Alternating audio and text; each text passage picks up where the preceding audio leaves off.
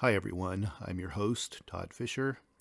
Dr. Katie and I are so pleased with the reception the first season of the Cult Following podcast received.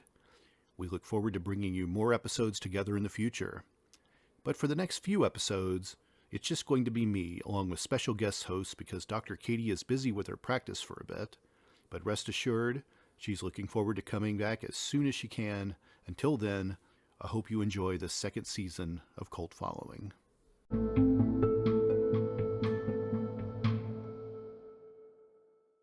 Well, I thought what would be cool would be to do this joint episode that could air on my Cult Following podcast and on your Karate Priest podcast. So for people that aren't familiar with this whole operation, I produce a whole lot of podcasts. One of them is for Father Dan here, and I do one with Dr. Katie Mooney that is called Cult Following. So we thought this was the perfect way to have a dialogue between a priest and a cult researcher such as myself. So I think to kick this off, let's define cult, because the way I define it in the Cult Following podcast and how cult is defined within the Catholic Church are really very different in a way. So, I'll give people kind of the brief description of what cult is, how it's referred to sort of in pop culture in a way, and maybe even a little bit historically, and that is kind of a small group of people having religious beliefs or practices regarded by others as strange or sinister.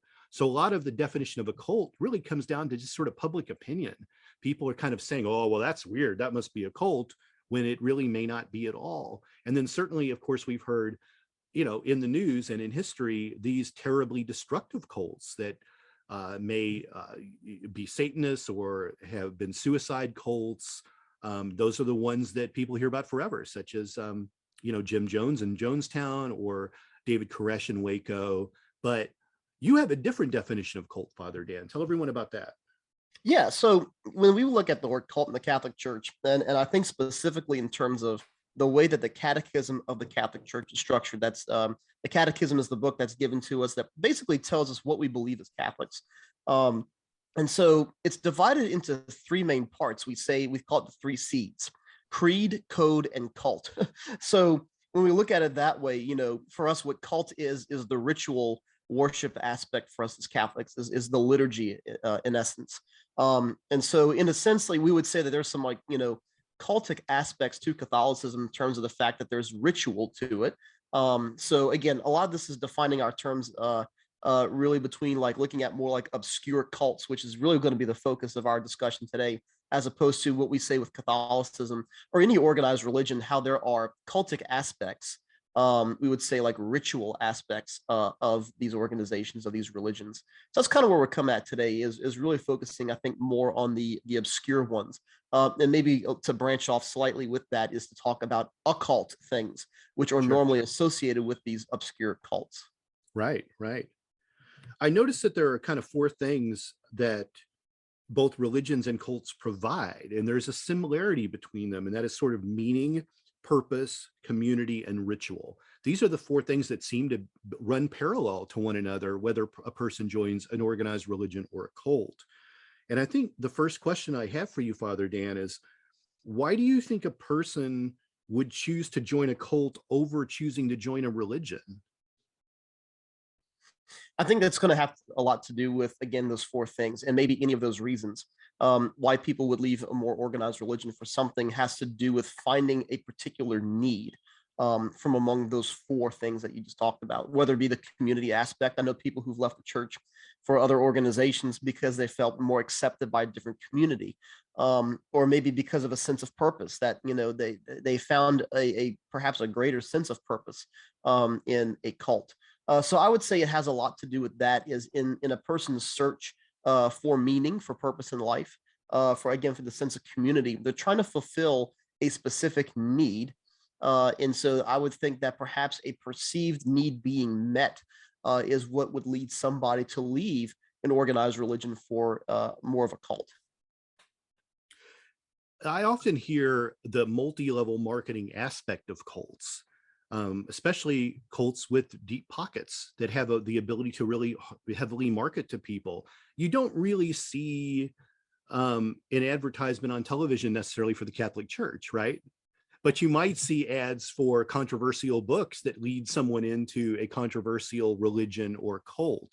Do you think the marketing aspect is maybe appealing to people in a way? Perhaps in a way, and in the last decade, there has been some kind of advertisement campaign with Catholicism. A very famous one is called "Catholics Come Home." Um, in fact, Lou Holtz, the famous Notre Dame football coach and now ESPN commentator, was a huge figurehead for the Catholics Come Home movement, which is basically was kind of like an ad campaign to encourage Catholics who had maybe fallen away from the church to come back to the sacraments, to come back to mass. Um, but that was really about it. Other than that, you don't see a lot of really like Catholic advertisement. It's And a word so of mouth operation, right? pretty much, yeah. I mean, that's the really for us. I would say for us, in the Catholic Church, is to focus really on authentic evangelization. Yeah. Is to focus really on the relational aspect of things, and that's actually one of my summer readings right now. Is I'm reading a book called "Forming Intentional Disciples," and the whole concept behind the book is really like relational evangelization. We really shouldn't have to pour a lot of money into advertising. We should meet people where they are, engage them in what they already know, bring them to a level of understanding, and there's these different thresholds of evangelization, and so like to bring them through the really organic process. If we want to grow the church, which is obviously what we would want to do. That's what evangelization is. um, but to do more organically, we shouldn't have to pay people to come into the church, because are they really coming in for the right reasons? Right. We want authentic discipleship, and so that's why in many ways the church doesn't focus on like ads or anything like that. We want evangelization, and we want conversion to really be authentic, because we want discipleship to be authentic. Right. I asked you why a person would choose to join a cult over religion.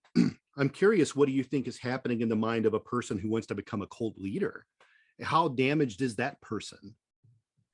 Yeah, I'm almost wondering if that's something they really want to do in and of itself, or if it's something they perhaps feel called to do, and whatever that means by being called.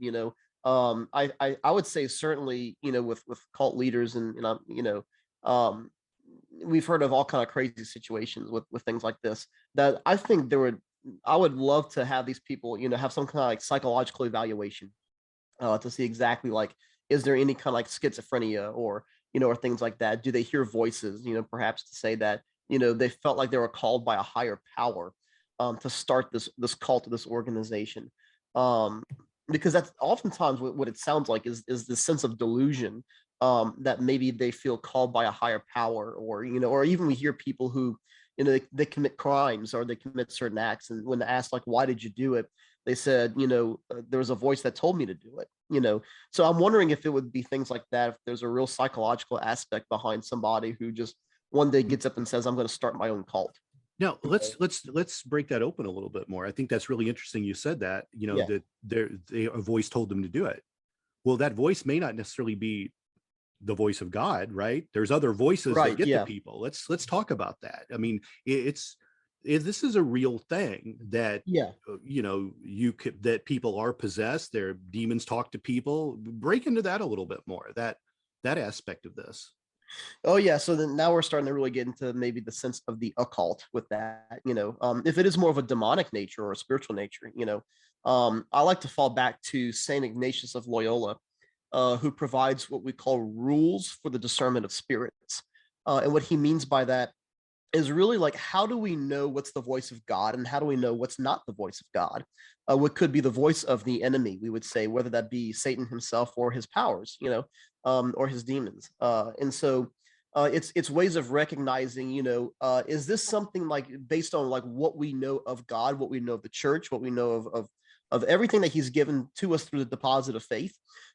Is this something that kind of like checks all the boxes of, yeah, like this makes sense, like this fits, this fits the Bible, this fits tradition, sacred tradition, this fits the teaching of the church, this sounds like it could be God, or like, if we were to hear a voice that says, do something that would obviously be contrary to the commandments or to the precepts of the church or anything like that, we would say, okay, wait, we need to scrutinize this, because yeah, in many ways, Saint Ignatius would say that Satan, or even just the demonic powers themselves, could try to talk to us as God would talk to us, and so he's sneaky. Satan's very sneaky sometimes. And so the whole idea is the discernment of how to figure out, is this God talking to me, or is this or is this some kind of demonic activity, whether it be just temptation, which is the most ordinary form of demonic activity. Right. I find that really interesting. Let me ask you about this. I've been following a couple of questionable potential cults in this regard, but these faith healer tent assemblies that have been going on for a really long time. Is this a gateway to a cult? Is this cultist activity? Is this just theater? Is this just P.T. Barnum? Is it a money grab? What do you think of these people that are faith healers that are getting you out of the wheelchair in the tent?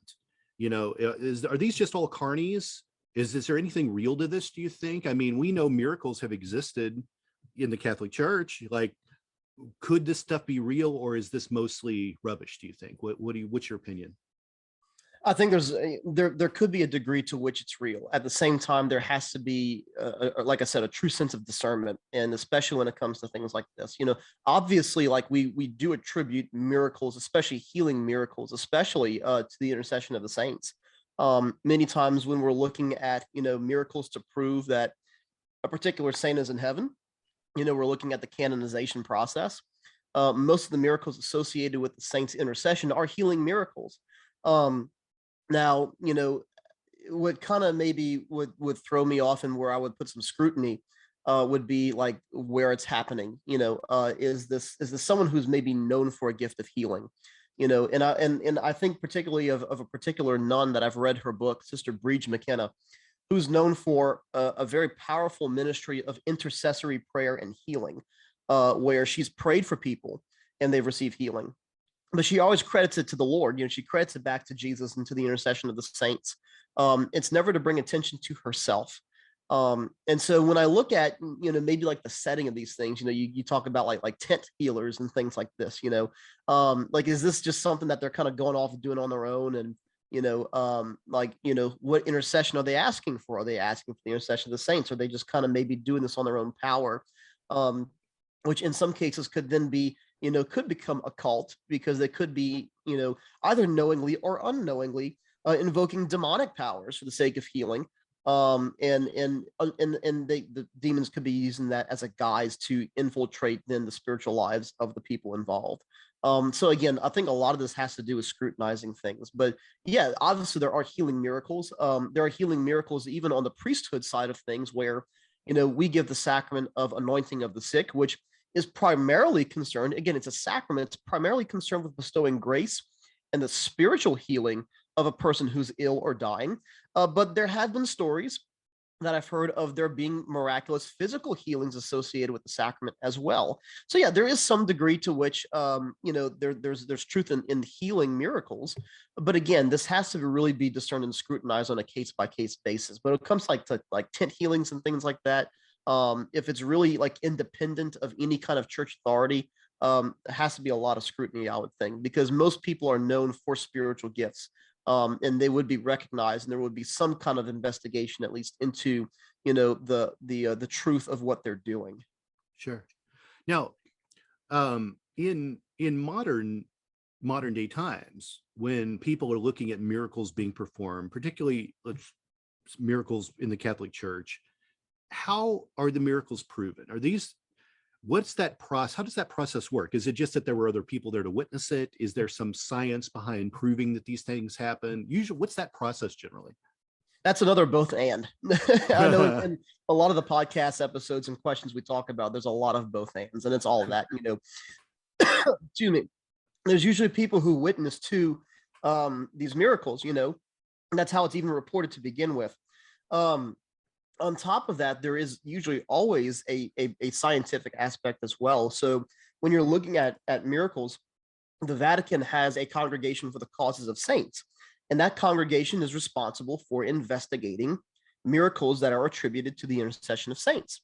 And so with that, like, they will send teams around the world, to wherever the miracle happened to do that investigation. They will ask for witness testimony. They will actually, if there's some kind of like physical piece that is involved with the miracle, they will do scientific tests. If it was a miraculous healing, they will look at the previous medical records before and after the healing, conduct their own medical examinations.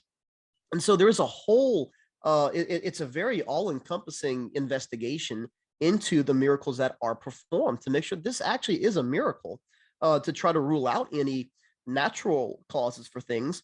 But then, once they come to a conclusion that there is in fact something supernatural happening, then they will actually, put the stamp and say, yeah, this is a miracle here. This is something supernatural that happened.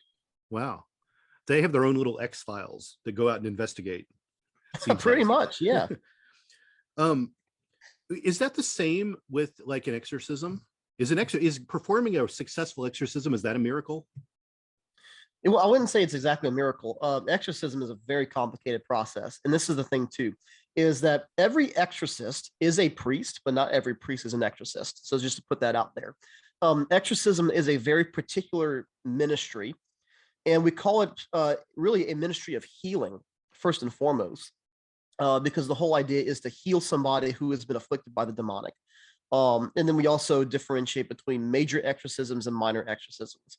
Minor exorcisms can be performed by your average priest, can be performed by certain lay people. And there's even certain minor exorcisms associated with like the sacraments. But then we also have major exorcisms as well, which most people are familiar with as the rite of exorcism. And that is a whole process, and before, the designated exorcist for a diocese would go in to do an exorcism, several things do have to happen first. The first thing is that if a case is reported that could perhaps use exorcism, where you might suspect that you could use it, there's a whole investigative process that involves that. So they send in, like, an exorcist will have a team. He will not be by himself. That team normally consists of, first of all, lay people who have a gift of intercessory prayer and healing prayer, like Sister Breach McKenna, would also have medical doctors as well. So that would include psychologists, psychiatrists, your MDs, physical doctors, and so they look at every single possible aspect of a person's case just to make sure they're not schizophrenic or, or delusional, or, there's nothing wrong mentally there. And then to look at the cases present, so like, for example, if somebody, if you have a small girl, a small child who might be possessed, and, if you have 6 grown men sit on this child's chest to hold them down during a manifestation, and they're able to throw off all 6 men, obviously that's a supernatural strength that should not be present in a normal, let's say, 6-year-old girl or something, So there is a whole investigative process before it goes all the way up to the bishop, who then gives his approval for the rite of exorcism to actually take place. Wow. How often do exorcisms happen? Have you heard of one in the US anytime recently? I don't know of any particular cases myself. It's a very kind of, not to say secretive thing, but it's very, it's not something you hear all the time. I'm not too sure of the frequency. I would say that the frequency of the exorcisms would probably be on the rise, because I see a lot more people turning to new age, or as we would say in the church, occult practices that would open people up to demonic activity.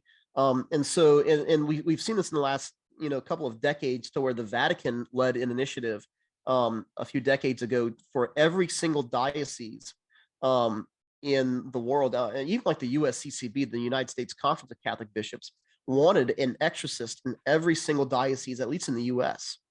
And so there's a very famous story of when this was happening. There's a priest exorcist, Father Gary. I'm drawing a blank on his last name right now, but he's an exorcist out in California, and who actually went to Rome to take a course in exorcism. And part of the course was actually apprenticing under an exorcist in Rome. And so he went and he did this, and in the book, and there was actually an author who basically wrote a book about Father Gary's experiences doing all these things. And that book was made into a movie called The Rite, which is, the R-I-T-E, R-I-T-E, The Rite. And there's a lot of Hollywood liberties taken in the movie, but it's loosely based on Father Gary's story of when he trained in Rome as an exorcist. And so from what my understanding is, there's a great concentration of exorcists in Italy. which is one of the most Catholic countries on the face of the earth, if not the most Catholic, because it's where the Vatican is. But there's a lot of occult practices that happen in Italy, across Europe, but especially like in Rome itself, because again, Rome has a history of being an amalgamation of cultures. That's what the Roman Empire did. As they conquered people, they would appropriate their customs, and so they took a lot of pagan customs in, a lot of customs that just have still been trickling down through the centuries. And so Rome does have a lot of occult activity. And so with that, there's a high concentration of exorcists in Rome. Here in Louisiana, especially like New Orleans, New Orleans is known for voodoo, Right. because of the the Creole culture, a lot of the Caribbean voodoo that was brought over. And so there's a lot of demonic activity even that happens in New Orleans. In fact, this is something that really kind of tugs at my heart when I visit St. Louis Cathedral in New Orleans. I mean, St. Louis is iconic, for New Orleans, and it's right there on the riverfront, in the middle of the French Quarter.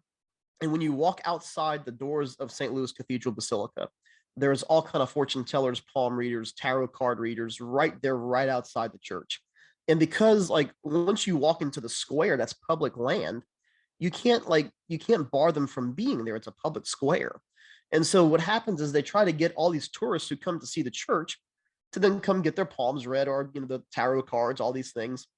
And so because New Orleans is full of things like that, I would suspect there's a lot of demonic activity because of the voodoo and because of all these occult practices, where there's probably at least one, if not two, exorcists in just the archdiocese of New Orleans. Yeah, that's very. I was going to ask you about voodoo. So, I think a lot of times when you hear people talk about anything related to magic, voodoo, witchcraft, whatever it might be, and there's some differences in these things. If you want to get into technicalities, it always still goes back to some form of coven. Does that exist in voodoo? Does someone who practices voodoo hang out with other people that practice voodoo? Does this become a church in a way, or a cult? I There's really bound to have don't been. know. I'm not the most well versed in terms of voodoo, and I would imagine that somebody who is an exorcist would probably, because you have to know your enemy.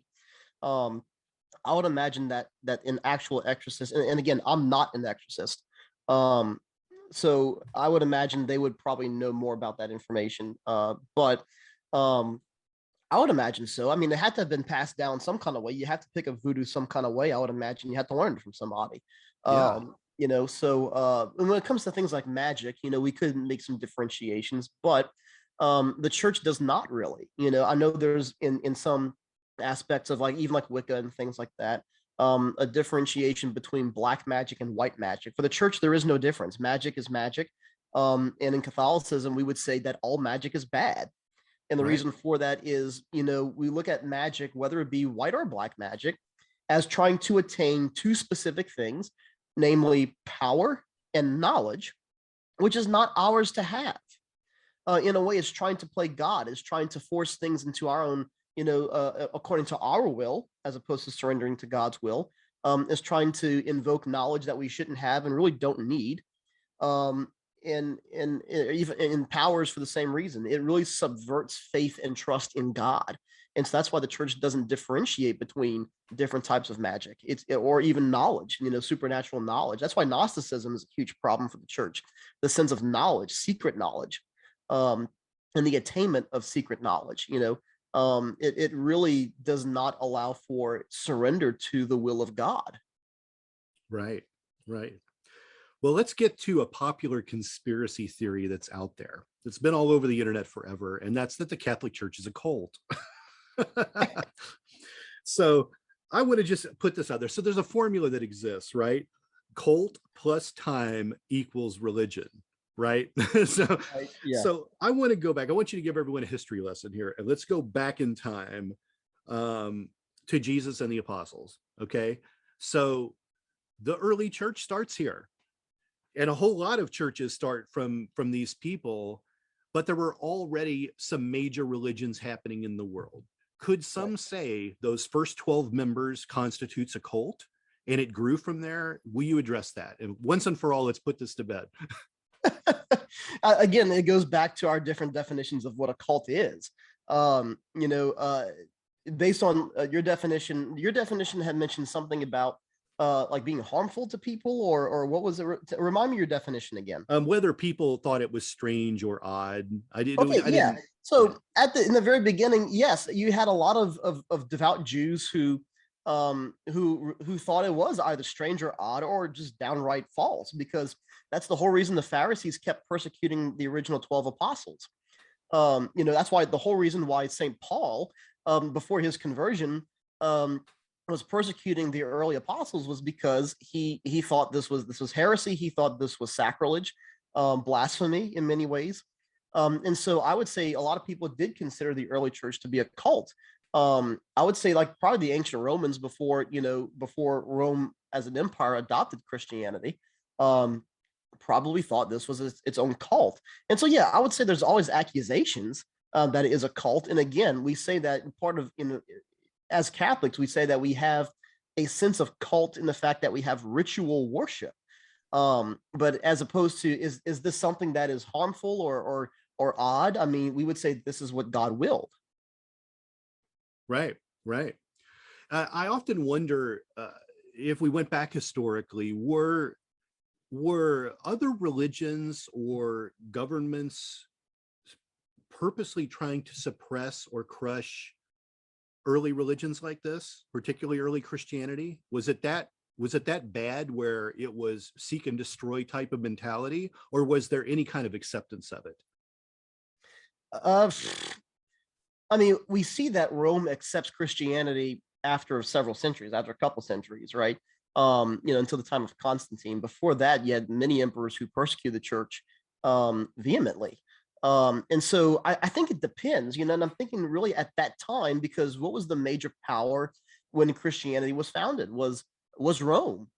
And what Rome tended to do was Rome would conquer people and then appropriate a lot of their religions. Look at like the Roman pantheon itself was based off the Greeks. And so it to say that like, Roman religion was founded in Rome, not quite. The Roman pantheon was based on that of the Greeks. So Rome tended to kind of take aspects of religions that they liked. And I think what really happened with Christianity is that because of it's a very powerful message. It's a powerful message because, as Jesus would say, like the weak are strong. Blessed are those who are meek, which meekness is not weakness. There's a big distinction. That's a whole nother reflection for another time. But to look at things like the Beatitudes that Jesus is preaching, blessed are you who mourn, taking all these things that in the eyes of the world would be terrible and finding some kind of power in that because of the power of God, that where we are weak, God is strong, and God makes up for that. So I think in many ways, Christianity was threatening to institutions like Rome, and eventually overtook it, that because the fact that Rome was an empire, that became the greatest catalyst for Christianity expanding into all of Europe, at that time, and then even into North Africa and the Middle East, and then of course you had the conflicts with Islam, but that's how Christianity spread. It is such a very powerful message. So picking up on that, Christianity did spread around the world. It's still to this day the most dominant of the religions, with 52% of the world being Christians, and the highest amount of the percentage of Christians are Catholics. I don't have those numbers in front of me, but the majority of Christians are Catholics.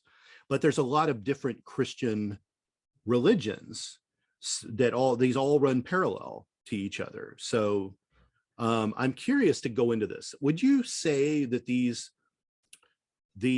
groups run parallel to one another, or have they become sects of one another in a way? I hear a lot of people joke about Methodists, and they say, well, that's like the light beer of Catholicism, and it's always funny to hear people discuss or what they get from a different type of Christianity. As a Catholic priest, are these parallel and equal to Catholicism? Are they sects of something else? How would you break down those? And the reason why I'm asking is because once something gets a degree away, it's an offshoot of something, and you get 2 and 3 degrees away from the original person that created the religion. When does it become a cult? Or does it become a sect? It is a sect, just a little bit better version of a cult. Do you know where I'm coming from here? Yeah, in terms of the dilution of things. Right. So that's the thing. The way we would define, like, and we could look at like the history of Christianity to see like the splits between like, like Catholics and Protestants. That's often like the biggest ones because you bring them like Methodists, and, so we look at that and how many offshoots there are of each one. We would call, first of all, we would call those churches ecclesial communities, because for us, we would say that to have a church, you have to have apostolic succession. So you have to have bishops, you have to have sacraments, you have to have all 7 sacraments. And so many of these Protestant, we call them again ecclesial communities, are lacking in those things. They don't have apostolic succession, and they don't have 7 valid sacraments. Many of them have valid baptism. So we do recognize them as Christians because many of them have valid baptism. And so, and many of them profess, much of the same thing that was ironed out in the early days of Christianity, things like the Nicene Creed. Many Protestant denominations actually share either the Apostles' Creed or the Nicene Creed. And so by basic profession of that kind of creed, we would say that they are Christians. It's just that, again, we call them ecclesial communities because they're not in communion with the whole church. There's obviously divisions within Christianity. And so that's where we kind of look at that, as opposed to when does it become a cult? I think is when you maybe you start have leaders who probably either a sense of their own, what's the word, maybe not to say volition, but just maybe just initiative, just say, well, I think I'm right, and just go off, in their own direction. And so that's the thing too, is when it comes to the church, we always have to say there's the sense of obedience. Obedience first and foremost to Christ as the head of the church, but then also obedience to the bride. And this is, we hear Jesus talk about the church as bride. This is language that St. Paul reflects on a lot in his epistles, that, referring to the mystery of Christ and the church as a husband loves his bride. And so if we say that church is mother, we say Holy Mother Church, then if we're going to be obedient to Christ as head, then we should also be obedient to the mother as well. And so I think a lot of this has to do with the sense of obedience, or maybe the lacking of obedience, as to when maybe some of these offshoots become either sects or cults or, things of that nature. Where I want to go with this, why I'm curious about this, is I want to go into maybe just a couple specific cases as we get close to the tail end of the podcast here. Yeah. So the first one I want to bring up is the Waco siege with David Koresh and the Branch Davidians. So the Branch Davidians were a sect of the Seventh-day Adventists. So the Seventh-day Adventists, they have 28 fundamental beliefs, and just a couple of the highlights of their beliefs are that they do believe in the Holy Scriptures. They believe in the Trinity. They believe in God the Father. They believe in God the Son, and so on and so on and so on. So they have 28 core beliefs. And they celebrate their services on Saturdays. So that's why they're the Seventh-day Adventists. And there's a whole lot. I'm not going to get into a huge description of what the Seventh-day Adventists are, but the Branch Davidians were more of a localized branch of that, but a little bit different. And the rules were a little bit different. And then David Koresh actually kind of expanded on that even himself and added in his own rules in his own community, and what became, that the notorious cult where nearly everyone died. And there's a whole lot that can be said about Waco, and there will be a future Cult Following episode all about the Waco siege and where the government went wrong, where the new religious movement went wrong, where Koresh as a person went wrong, all that. We could cover all that. But this is what my point is about how you start to move away enough from the core church, and then we wind up with something that becomes a cult like this. Does that make sense to you? Will that kind of thing continue to happen, do you think, as the world moves on and maybe things get diluted more, or someone who's unhappy in the church says, well, I'll go up and start my own version of this? Yeah, I mean, I think that only gets worse as time goes on, to say that we get further and further away from the truth, because people will always dilute it. I think with the amount of media that there is, and I know like fake news has been a big term the last couple of years. And I think that's part of it, is the fact that people can kind of put whatever they want on the internet or on social media as their own truth. As long as you can somehow convince people that you're right, yeah, people will follow you, and so it's, I think this is something that will only continue to get worse. I don't see this getting any better. I know people who will say in response to that, well, come Lord Jesus, let the second coming come now, and, save us from all that. And, but yeah, I think it's very much possible today that people can still fall for something like that. Yeah, another example of this I wanted to bring up was, let's talk about like Mel Gibson's church in Malibu. Okay, he started his own traditional Catholic church, and so it's really sort of an independent thing. It's actually a private church. It's a members only situation. He wants the Latin Mass. The archdiocese in LA don't acknowledge what he does there. He's one of only 2 churches that are like this in that area. Are are these in can't anyone start a Catholic church? Is that what's happening here? Like I could go start a Catholic church tomorrow if I wanted to and just not be part of the diocese. Is that possible? Is that totally Nope, against the rules? that's not at all how that yeah, it is totally against the rules. Absolutely. Yeah. Because the whole idea is even like the priests have to get faculties from the bishop. And that's the thing is the bishop has to be in communion with Rome. There's a whole polity here. Um, and this is where like you go back to writers like Saint Ignatius of Antioch. So I talked about Ignatius of Loyola earlier with the Sermon of Spirits. My other favorite Ignatius is Ignatius of Antioch, and wrote letters about like the need for union with the bishop. That was huge for him. And so for Ignatius of Antioch, like, yeah, he says, and he stresses this, do nothing outside of union with the bishop. And so, yeah, this is obviously a break in kind of the sense of unity of the church. You can't just go start your own Catholic church. It doesn't work like that. And we saw this with the Society of St. Pius X, where you had Archbishop Lefebvre, who ordained his own bishops, which he can't do. A bishop can't just ordain bishops of his own volition. He has to have, the bishops have to be appointed by the Pope. And then from there, he has to have permission to ordain these bishops. And he didn't do that.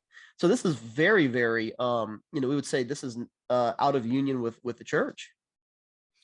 So it shouldn't be called a Catholic church at all. The term No. Catholic should be dropped from the name of this church. Right. And because the priest would also have to have faculties from the bishop to celebrate sacraments. So how do we consider a church like this? Maybe nothing necessarily bad is happening at Mel Gibson's church, but what are we supposed to treat it? Do we call it a cult? Do we call it a sect? Do we just try to turn a blind eye to it, say it doesn't exist, it's not real, what you're going to isn't really a church? No, I think what the church tries to do, and again, I find this a very similar situation with organizations like the SSPX, is to try to bring them back into the fold, to engage them in dialogue and to say, okay, like, we know you want valid sacraments, we know you want good liturgy, and this is where, like Pope Benedict the 16th, really wanted to, this is the goal he wanted to achieve with what's the document? When he kind of reinstituted, more guidelines to allow more free celebration of the Latin Mass. And then from there, like that was the goal, was to bring organizations and churches like Mel Gibson's back into the fold of the church, but then at the same time, like, they can't just do this individually. They can't just, go off on their own as offshoots. Like it's just, we would just recognize them as just not valid churches. We see this recently with the traditional Latin Mass and how kind of it's come down from the top that that's not supposed to be performed, yet there are still churches that are doing this. Are they part of this? Are they not part of this? There seems to be a lot of people that have been resistant to the modernization of the church, that Second Vatican Council. Why are people so resistant to the Second Vatican Council? What do they like so much about before versus after? What is the contention here? So in terms of in this thing, because I do celebrate both the Latin Mass and the Novus Ordo Mass, the Mass of Vatican II. When it comes to at least, the liturgy itself, the 2 common things I hear from people that they prefer the Latin Mass is for reverence and beauty. And so when I look at that, in my mind as a priest who celebrates both, there's no reason why the Novus Ordo can't be both reverent and beautiful. Again, at that point, the onus is on those of us responsible for the celebration of liturgy to actually make it reverent and beautiful. I think a lot of people, and that's the thing too, I think a lot of people need to actually read the documents of Vatican II. There were many documents that came out of it. It wasn't just a conference or a council to reform the liturgy. Only one of the dogmatic constitutions that came out of Vatican II was on the liturgy, Sacrosanctum Concilium. There were several other dogmatic constitutions that came out of that council. And so I think a lot of it is maybe just, a sense of it was such a revolutionary time because the church is trying to ask itself, what is the place of the church in the modern world? And so I think it's easy for people to slap a label of, the church is succumbing to modernism simply by, instituting something like Vatican II. And I don't think that's the case at all, because when you actually study and read the documents, what the church is asking for, the questions that it's actually trying to answer are valid questions. It's valid concerns, because things were not perfect before the Latin Mass. If the Latin Mass was a perfect Mass, then it wouldn't need to be reformed. So the idea is that, we're trying to engage, how do we continue to make, again, to address the question of what is the church's role in the modern world, and how do we evangelize? Because things change. As the culture changes, we have to figure out, how do we dialogue with this culture? And so I think that's what a lot of it has to do. It's not solely on the liturgy. A lot of this has to do with, where are we? What's our place? And how do we continue to evangelize? Because what we were doing before is not working now. Right. Wow. Well, the last thing that I have here that I want to ask you about is, I want to talk about Jim Jones for a minute. And Okay. for people who aren't familiar with Jim Jones founded a controversial, he actually founded a legitimate church that turned into a controversial, destructive cult that ended in the mass suicide of all of the parishioners, nearly all the parishioners, and the murder of a U.S. congressman. But I want to get into just a little bit about Jones's character early on. Jones was Pentecostal. That's what he was into. He got it very early on. He became Pentecostal, and he had a desire to preach. So he became ordained as a Christian minister in the Assemblies of God church. And one of the things that's very interesting about Jim Jones historically is Jim Jones started the first integrated church in Indianapolis. This was a time when blacks and whites were in different churches. And Jim was actually looked at as a really respectable local minister. He was very popular, and he was very charismatic, and he was a good looking guy. He had all those qualities that would make the cult leader later on. But what wound up happening was that Jim Jones would move his ministry to Africa, and they would build a community and build a site, and all the things that go wrong in these places went wrong. He takes all the money from everyone. People emptied out their bank accounts, gave all their possessions to him. There was corruption within his ministry in Africa. He had a lot of relationships with a lot of different people that were high up in his congregation were, abusing different men and women in the church. And eventually, when it looked like the U.S. government would start to respond to this and come in and maybe bring Jim back into the country, or he would face some charges of some sort, it's that whole drink. It's where Drink the Kool-Aid came from. They distributed Kool-Aid that was poison to the entire congregation, and they all died. They were all found. And there's been a lot of movies about this, been a lot of press about this.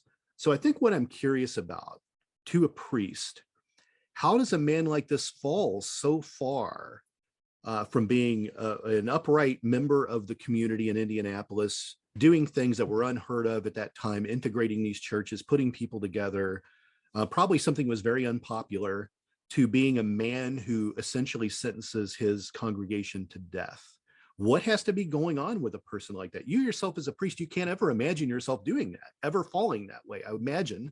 But what would have to go on with someone like that to have that happen? I think it goes back to that sense of obedience I mentioned earlier. Because on our end as a priest, and this is the same way for the Pope, is that in the sense of obedience, we are expected as priests to have a spiritual director. Even the Pope has a spiritual director, and then that spiritual director also has a spiritual director. Every single priest has another priest for spiritual direction.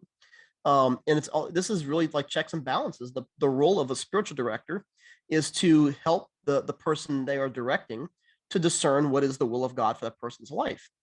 And so if someone just up and says, well, I feel like God is calling me to do whatever Jim Jones did, if he felt that way, I would imagine he did not have a spiritual director who said, you know what, maybe this just sounds a bit strange, or let's just say outright crazy to have his congregation commit suicide. So I think that would happen first. That would certainly enable somebody to do something like that, is to not have any kind of checks and balances. I'm gonna quote the movie Chernobyl, or not the movie, the HBO series Chernobyl, where the director of the KGB says that the KGB is a giant circle of accountability, that even somebody is responsible for following the director of the KGB. Same thing in a way with the church. I'm not saying the church is communist, not at all, not by any means, but that sense of accountability, where like every priest has a spiritual director, that director has a director, and so on and so forth, right? That if someone is completely autonomous, that if they believe that God is telling them to go do something like this, there's no one to stop and say, this is obviously not the will of God, right? Again, against everything that the church professes and believes. And then again, on top of that, I think having to go back to looking at psychological profiles, is this person schizophrenic, or, that's what I think what would enable something like that to happen, is somebody who really was just absolutely convinced this is what they were supposed to do. And I would look at those particular avenues to say that's how it's possible. The root of the Cult Following podcast is about the psychology of the followers of a cult and the psychology of the leader of a cult. And what I usually am the most interested in is not necessarily what you get at the end when you hear about the tragedy of it all, how it all went to crap, but the magical stew that made it all. That's the interesting thing. And I wonder, in the case of Jim Jones, the kind of power that he had over his congregation is one of the things I find really fascinating. That it's not like he moved to a bigger building across town. He went to Africa and everyone went with him like that. Right. Wow, the power that minister has to have to just say, hey guys, guess what? I got some land in Africa. We're going to move the congregation there. It's not like saying, I got some land in Oklahoma. We're going to move from Indiana to Oklahoma. That would be a big move for a lot of people to follow your minister to another state, much less to another country. Continent? Yeah. How would you define that? What kind of hold does he have? Was he that good of a minister that he was able to do that? Were his parishioners just, were they drinking the Kool-Aid way before they were drinking the Kool-Aid? What do you think about that? I think in many ways it could be a sense that he was very charismatic, perhaps, and then also perhaps preaching into specific wounds of people, inner wounds. And when people feel some kind of hope that wound is going to be healed, or the hole that they have is going to be filled, I think that's what would motivate somebody to follow somebody like that. Look at Hitler, for example. I mean, Hitler had convinced a great majority of Germany to commit the atrocities that Germany did, because why? He was charismatic, and what he promised was a sense of healing, a sense of hope, a sense of a future restored for Germany, and so if that's the thing that people can preach, if people believe that they can achieve that through this person's preaching, then that's probably what would make somebody follow somebody like that. That's the thing is, it's not so even so much on an intellectual level as it is maybe on an emotional and psychological level. A person searching for needs that they want filled. Well, the preacher is very powerful. I'm a big fan of the Old West, everything Old West, right? And I often think it's really interesting when I research a lot of Old West towns about how powerful the preacher in the town was, that oftentimes the preacher was more powerful than the law. Yeah. Because what the preacher said, everyone's listening to, but not everyone's listening to what the sheriff says. And I think it's really an interesting dynamic of how that's evolved over time, that influence. Yeah. For sure. But anyways, Father Dan, I'm glad that we could get together and do this. I hope we presented some interesting things for people to think about.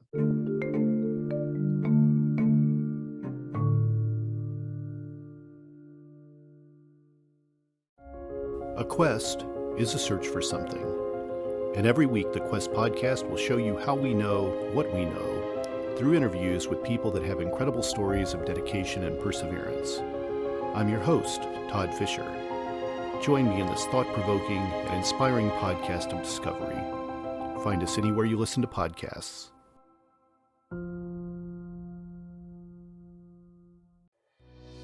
Thank you for listening to this podcast. Please be sure to rate and review this episode. This podcast is produced by Todd Fischer and Anthony Smith and is distributed by Metacortex Publishing. This podcast is copyright. Any previously trademarked or copyright content is used by permission. Information and opinions stated in this podcast should not be construed as medical advice. Please be sure and visit the official website for Metacortex Publishing at metacortexpublishing.com or find us on social media for other unique content.